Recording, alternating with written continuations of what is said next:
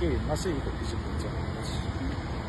და სიტყვიერ საერთოდ აღარ ვახსენებ, იმიტომ რომ დიდის გინება და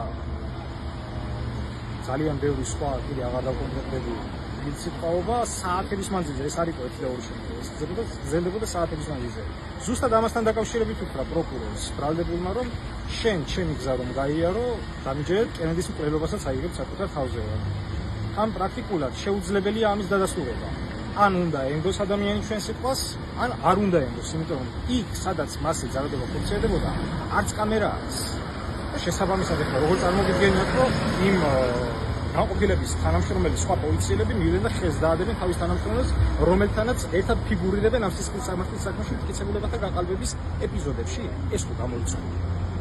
ერთადერთი გამოსავალი იყო სპეციალური საგამოძიებო სამსახურის დეტალურად გამოეძია ძირის ძირობამდე ჩაჰყოლოდა ამ საქმეს, მაგრამ კიდევ გეუბნები. მას შემდეგ რაც სპეციალური საგამოძიებოს სამსახურის გამომძიებელი შემოვიდა არჩილ მუსელიანსთან ჩაატარა გამოკითხვა და ამოვიდა მტკიცება, მას მერე არც ერთ საგამოძიებო მოქმედება აღარ ჩატარებულა.